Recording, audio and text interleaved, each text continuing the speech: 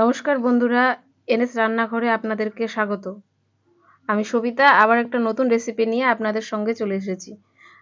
আজকে আমি বানাতে চলেছি দই ফুচকা।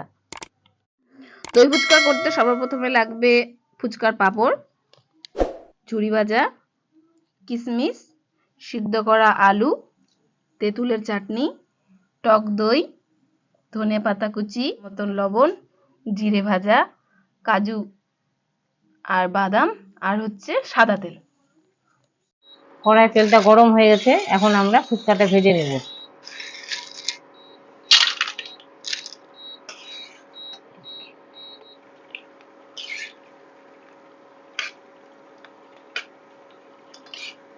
ফুচকাটা আমাদের বেশ ভাজা হয়ে গেল, বেশ পরিমাণ মতো একটু লাল করে ভাজতে হবে ফুচকাটা।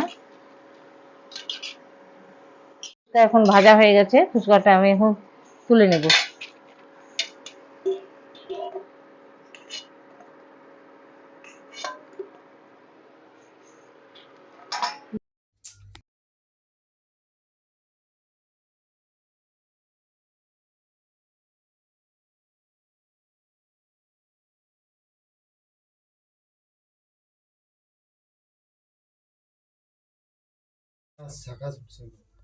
সিদ্ধ করা আলুটা আমি পেস্ট করে নিয়েছি। এর মধ্যে আমি এখন আন্দাজ মতো লবণ দিতে হবে, আন্দাজ মতো লবণ দিতে হবে। আর হচ্ছে এই যে জিরা জিরা লঙ্কাটা যে রেখেছিলাম ভেজে পেস্ট করে নিয়েছি, এই মশলাটা দিতে হবে। তার কিছুটা পরিমাণে ধনিয়া পাতা দিয়ে এটাকে পেস্ট করে নিতে হবে।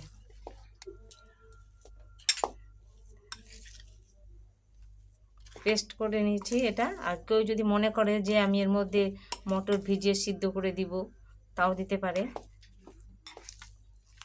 আমাদের এটা পেস্ট করা হয়ে গেছে।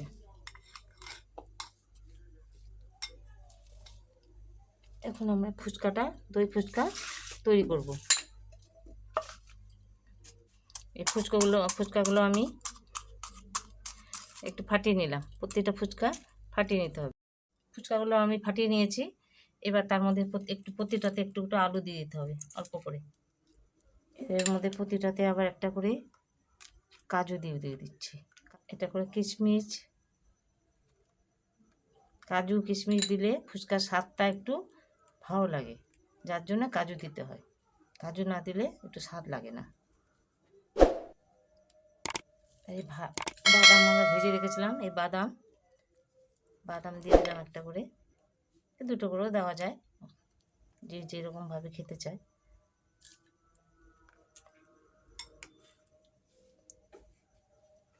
তারপরে আমি এর মধ্যে এই তেঁতুলের যে চাটনি করে পেস্ট করে রেখেছিলাম, এই তেঁতুলের পেস্ট আমি একটু করে দিয়ে দিচ্ছি টক হওয়ার জন্য।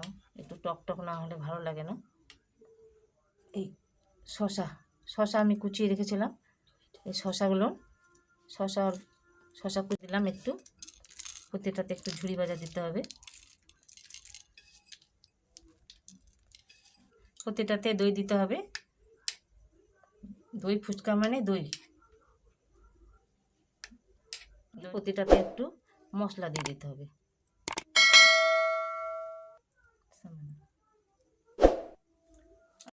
আমাদের দই ফুচকা এখন রেডি। আপনারা এটা বাড়িতে অবশ্যই বানিয়ে দিয়ে দেখবেন, আর ভালো লাগলে চ্যানেলটাকে অবশ্যই সাবস্ক্রাইব করবেন, আর লাইক করতে একদম ভুলবেন না। ধন্যবাদ।